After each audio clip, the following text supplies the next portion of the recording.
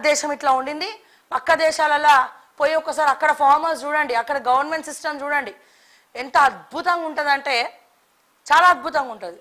అక్కడ ఎడ్యుకేషన్ కూడా free education, free hospital.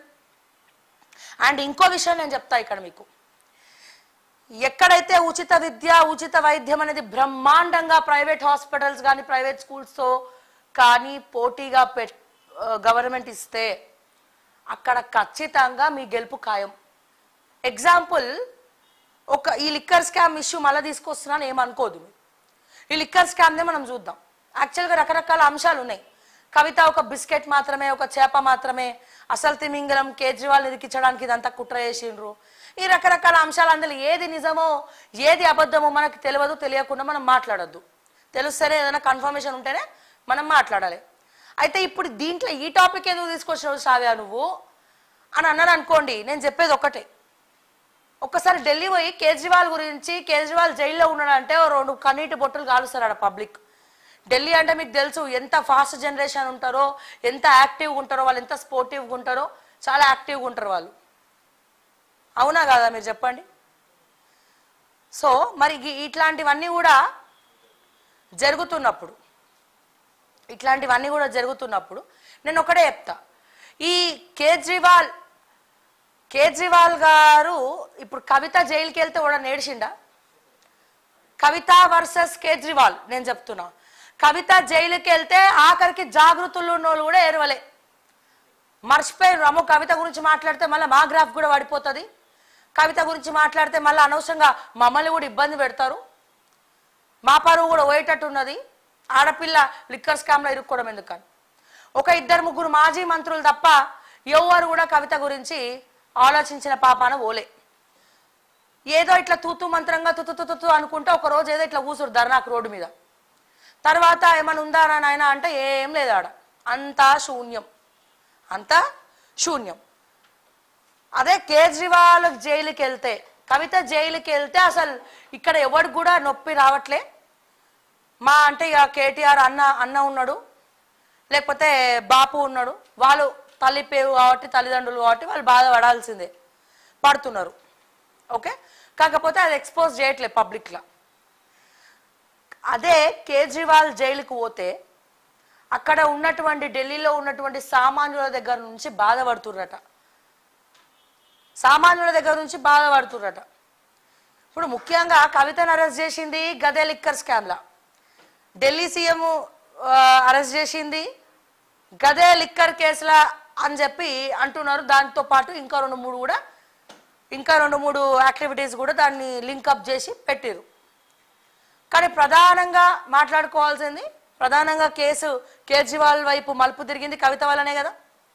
కవిత కోసం ఒక్క కన్నీటి బొట్టు కూడా ఎవడు తెలంగాణలో కా అనే అక్షరం కూడా పలికే పరిస్థితులు లేనటువంటి పార్టీ వాళ్ళే, సొంత బీఆర్ఎస్ పార్టీ వాళ్ళే కవిత గురించి మాట్లాడుకుంటే పాపం రా నాయనా అని చెప్పి ఎవడు కూడా ఏం చేస్తలేడు. అటువంటిది కేజ్రీవాల్ గురించి అక్కడ పబ్లిక్ ఏడుస్తున్నారట. కేజ్రీవాల్ గ్రాఫ్ చాలా విపరీతంగా పెరిగిపోయిందంట.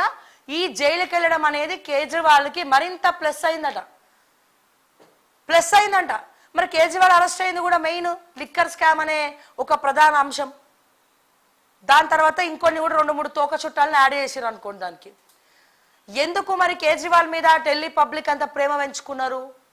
రీజన్ ఏంది? అన్ని రోజులు మచ్చ లేకుండా ఆమ్ ఆద్మీ పార్టీ చీపురు కట్టతో అవినీతిని ఊడ్చేస్తా అన్న కేజ్రీవాల్ ఈ ఉచ్చులో బిగించిరా అనేది మనం కాసేపు పక్కన పెడితే, అసలు కేజ్రీవాల్ మీద ఢిల్లీ పబ్లిక్ ఎందుకంత అమితమైనటువంటి ప్రేమ? మనీష్ సిసోడియా కానీ ఎవరున్నా కానీ బాధపడని పబ్లిక్ కేజ్రీవాల్ అరెస్ట్ అవ్వగానే బాధపడుతున్నారు, కేజ్రీవాల్ మీద సానుభూతి చూపిస్తున్నారు. అరే మా ముఖ్యమంత్రిని అరెస్ట్ చేస్తారా రబ్బయ్య అని చెప్పి బాధపడుతున్నారు. అవన్నీ కూడా ఇప్పుడు ఓట్ల రూపంలో వస్తాయని కూడా ఒక రకరకాలుగా చెప్పుకుంటా ఉన్నారు. ఎందుకు కేజ్రీవాల్ అంటే అంత ప్రేమ అంటే ఉచిత విద్య ఉచిత వైద్యం. ఏంది శ్రావ్య ఉచిత విద్య ఉచిత వైద్యం? ఊరుకో, ఎవడు మాట్లాడతాడు దాని గురించి? మన ఉచిత విద్య ఉచిత వైద్యము గవర్నమెంట్ స్కూల్స్ అంటే ఉచిత విద్య ఉచిత వైద్యం మన దగ్గర లేవా? తెలంగాణలో ఉన్నాయండి, 6000 స్కూళ్ళు మూతపడ్డాయి. ఇక ఉన్న స్కూల్లో ఒక దగ్గర పైకప్పు ఉండదు, ఒక దగ్గర బాత్రూమ్లు ఉండవు.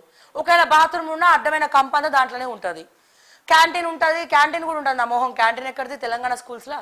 ఇక అక్కడ చూస్తే ట్యాంక్ అంతా పాచిపోయి ఉంటుంది, గవే నీళ్ళు నల్లల పిల్లలు తాగుతూ ఉంటారు. గవే నీళ్ళు ప్రైవేట్ స్కూళ్ళలో పెడితే తల్లిదండ్రులు ఊరుకుంటారా? ఊరుకోరు. మరి ఉచిత విద్య అంటే ఏంది, ఉచిత వైద్యం అంటే ఏంది శ్రావ్య అంటే, గవర్నమెంట్ ప్రైవేట్ స్కూల్స్తో కానీ ప్రైవేట్ కాలేజెస్తో కానీ ఏమాత్రం తీసిపోకుండా అద్భుతమైనటువంటి ఫెసిలిటీసు మన బడుగు బలహీన వర్గాలకు పేద విద్యార్థులకు గవర్నమెంట్ ద్వారా అందించడమే. అంటే ప్రైవేట్ స్కూల్ ఏ రకంగానైతే నడుపుతారో, ఏ రకంగానైతే ప్రైవేట్ స్కూల్లో ఫ్యాకల్టీ ఉంటుందో, ఏ రకంగానైతే ప్రైవేట్ స్కూల్లో అద్భుతమైనటువంటి బెంచులు ఉంటాయో, ఫెసిలిటీస్ ఉంటాయో, అవన్నీ కూడా గవర్నమెంట్ స్కూల్లో ఫ్యాకల్టీతో సహా ఎప్పుడైతే ఉంటుందో దాన్ని ఉచిత విద్య అంటారు. ఏదో ఇట్లా గాల 2-3 ఇటుకలు పెట్టి కట్టిందని ఉచిత విద్య అనరు. ఆడ స్కూల్లో టీచర్లే లేరు చెప్పనీకి. ఇంకా చూస్తే 6వ తారీఖు 7వ తారీఖు 12వ తారీఖు నుంచి స్కూల్ ఓపెన్ అవుతా ఉన్నాయి.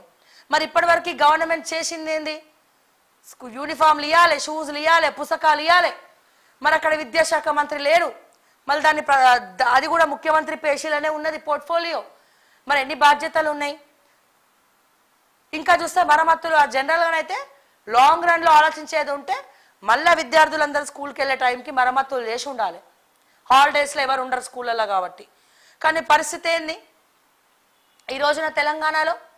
దీని ఉచిత విద్య అని ఓడన్నా అంటాడా అండి? సరిగా పోనీ ప్రైవేట్ వ్యవస్థకు హాస్పిటల్స్కి పోదాం. ఒకసారి ఢిల్లీలో పోయి గవర్నమెంట్ స్కూల్స్ చూసొద్దాం ఎట్లుంటుందో. గవర్నమెంట్ స్కూల్స్ ఎట్లా నడుపుతున్నారు ఏంది? ఆ మధ్య కేసీఆర్ గారు కూడా పోయినారు కదా, ఎట్లా నడుపుతున్నారు ఏంది అనేది. అండ్ అట్లనే ఇక్కడ కూడా అట్లుంటే అది ఉచిత విద్య. అట్లనే వైద్యం కూడా ఢిల్లీలో అద్భుతంగా ఉచిత వైద్యం అనేది నడుస్తూ ఉన్నది. సో ప్రైవేట్ హాస్పిటల్స్లో ఎట్లనైతే ఫెసిలిటీస్ ట్రీట్మెంట్ ఉంటుందో, సామాన్యులకి చేరువలో కూడా గవర్నమెంట్ హాస్పిటల్స్ ఉంటాయి, అత్యద్భుతంగా ఉంటాయండి. మరి దాని గురించి ఎందుకో ఎవడు మాట్లాడు.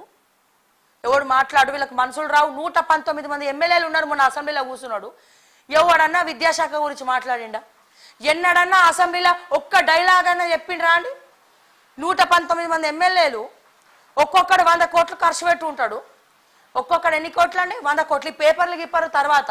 ఇప్పుడు మనం మాట్లాడేది చాలా ఇంపార్టెంట్ అంశం.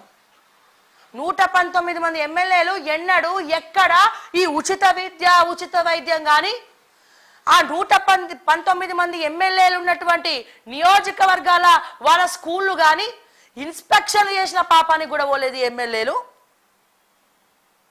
పైగా అప్పుల పాలైన నాయన మొన్న ఎలక్షన్లో ఖర్చు పెట్టి పైసలే లేవు, అడక్క ప్రభుత్వంలో ఖజానా లేవని లబోదిబో మొత్తుకుంటున్నారట. ఇక వీళ్ళు మనకి ఎమ్మెల్యేలు అయినరాను. అసెంబ్లీలో కొత్తగా అసెంబ్లీ ఏర్పడి అప్పుడే ఇట్లా గెలిచిన ఎమ్మెల్యేలు ఎంత స్పిరిట్తో పనిచేయాలి, ఎంత ఊపుతో ఉండాలి, చుట్టి రావాలి ఇట్లా నియోజకవర్గం మొత్తం ఇట్లా ఎక్కడేమున్నాయి. వీళ్ళు ఏం చేసారు చెప్పాలనా? అన్న మా గృహప్రవేశమేను, మా ఇంటికి రావాలి, వచ్చి గృహప్రవేశంకి పోయి వస్తాం. అన్న నువ్వు మా పెళ్ళికి రావాలి, పెళ్ళికి పోయి వస్తారు. మరి పెళ్ళికి వెళ్ళినోడివి గృహప్రవేశంకి వెళ్ళినోడివి ఆఖరికి కొత్త బైక్ కొంటే ఆ రిబ్బన్ కట్టు కూడా ఎమ్మెల్యేనే చేయాలి. ఏమైనా ఏం పెట్టినా ఆ రిబ్బన్ కట్టు మళ్ళీ ఎమ్మెల్యేనే చేయాలి. కారు కొంటే కూడా స్టీరింగ్ ఎమ్మెల్యేనే ఇప్పాలి. మరి ఆ షోరూమ్ నుండి ఆల్రెడీ వాళ్ళ ఇంటికి వెళ్తే ఎవరోడు పట్టుకుంటాడు కదా, ఇంకా నేను షోరూంలో కట్టుకుపోయి అక్కడ నుంచి ఎమ్మెల్యేతో నడిపియాలి. ఇటువంటివన్నీ జరుగుతున్నాయండి. కావాలంటే మళ్ళీ అదేదో గ్రేట్ థింగ్ అచీవ్మెంట్ అన్నట్టు ఏదో బిట్స్ బిలానీలో గోల్డ్ మెడల్ సాధించినట్టే మన ఎమ్మెల్యేలు దాన్ని వాళ్ళ సోషల్ మీడియాలో పెట్టుకుంటారు. గెస్ట్గా చీఫ్ గెస్ట్గా మా అన్నను పిలిచిండ్రు. ఇగో ఇక్కడ ribbon cut shopping mall open చేసి రిబ్బన్ కట్ చేసారు. అంటే షాపింగ్ మాల్ ఏమైనా పుక్కట్లో ఓపెన్ చేస్తురా? అదేమైనా ఉచిత షాపింగ్ మాలా? ఇక్కడ అన్ని ఉచితమైనటువంటి బట్టలు దొరుకును, ఇక్కడ అన్ని గవర్నమెంట్ తరపున ప్రోగ్రామ్స్ హ్యాండిల్ చేయండి అని ఆయన అంటే ప్రైవేట్ సంస్థల దగ్గరకు పోయి రిబ్బన్లు కట్ చేస్తారు. ఇవన్నీ ఫ్యాక్ట్స్, ఇవి ప్రాక్టికల్గా మనం మాట్లాడదాం. పార్టీలు పక్కన పడేసాయి. 119 మంది ఎమ్మెల్యేలకి అర్థం అవ్వాలి కదా మరి వాళ్ళ నియోజకవర్గాల గవర్నమెంట్ హాస్పిటల్ ఎట్లా పాడైనాయి ఒక్కడన్న పోయి చూసిండా?